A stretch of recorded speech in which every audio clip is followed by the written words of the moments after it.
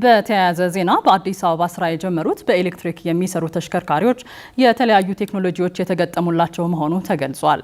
ከቴክኖሎጂዎቹ አንዱ ባስካርድ የክፍያ ስርዓት እንደሆነም ተጠቁሟል። ተመስገን ዳረጎት ተጨማሪውን ይዟል። በአዲስ አበባ ስራ የጀመሩት ኤሌክትሪክ መኪናዎች አንዴ በሞሉት ኃይል እስከ 3 ቀን መጓዝ የሚችሉ መሆናቸውን የመንገድ ፒኤልሲ ስራ አስኪያጅ ሲሳይ ካሳውን ተናግረዋል። እነዚህ ባሶች የመጀመሪያ የኤሌክትሪክ ባሶች በከተማ ውስጥ ናቸው። እነዚህ ኤሌክትሪክ ባሶች 350 ኪሎዋት ባትሪ ያላቸው እስከ ባንድ ቻርጅ እስከ 3 ቀን ማገልገል የሚችሉ ባሶች ናቸው። ባስ ውስጥ የተገጠሙ ካሜራዎች፣ ጂፒኤሶች፣ ሴንሰሮችን በመጠቀም ለዋናው ኮንትሮል ሴንተራችን ኢንፎርሜሽን ይልካል። አንድ ባስ በቀን ስንት ኪሎ ሜትር ተጓዘ፣ ምን ያክል ሰው አስተናገደ፣ ምን ያክል ጊዜ ፓርክ አደረገ የሚለውን ኢንፎርሜሽን ይሰጠናል። ተሽከርካሪዎቹ የራሳቸው ባስ ካርድ የተባለ የክፍያ ስርዓትን ይጠቀማሉ ተብሏል። የመንገድ ካርድ፣ የመንገድ ባስ ካርድ የሚባል አለን።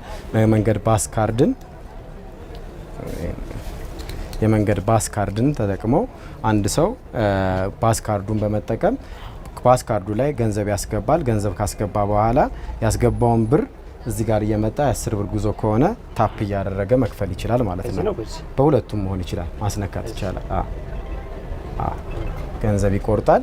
ገንዘብ ከቆረጠ ቬሪፋይ ካደረገ በኋላ ሹፌሩ አረጋግጦ እንደከፈልክ መግባት ይቻላል ማለት ነው። የአንድ ወርም የሁለት ወርም እዚህ ላይ ዲፖዝ አድርጎ ቲኬት ሳይቆርጥ መግባት ይችላል። አሁን ባስ ካርዱን ከየት ነው ተሳፋሪዎች የሚያገኙት? ስቴሽኖች ላይ የቬሎሲቲ ካሸሮች ይኖራሉ። እነዚህ ካርዶችን በስልክ ቁጥራቸው አክቲቬት እየተደረገ ዲፖዝ እየተደረገ ይሰጣቸዋል። ለጊዜው ለካርድ አናስከፍልም። እስከሆነ ያክል ጊዜ ለዲፖዚት ብቻ ነው የምናስከፍለው። ከዲፖዚቱን ካስገባ በኋላ ይጠቀማል። ልክ ያልቅበት ሲል ተመልሶ እዛው ስቴሽን ላይ መሆን የለበትም። ኤኒ ሪቻርጅ ማድረግ የሚችል ካሸር ጋር ሄዶ ሪቻርጅ ያደርጋል ማለት ነው። አውቶቡሶቹ ከባስ ካርድ በተጨማሪ መደበኛ ቲኬትን የሚጠቀሙ ሲሆን ቴሌብርን ጨምሮ ከባንኮች የኤሌክትሮኒክ ግብይት ጋርም የተያያዘ ስርዓት እንደሚጀመር ስራ አስኪያጁ ተናግረዋል። በጀርባ በር ስቲል የቲኬት አቅም የሌላቸው ሰዎች የቲኬተር ቦክስ አለን። ቲኬተሮች እዚህ ነው የሚቀመጡት። ቲኬተሮችን ሰው በዚህ ቲኬት ይቆርጣሉ፣ በዋና በር ይገባሉ።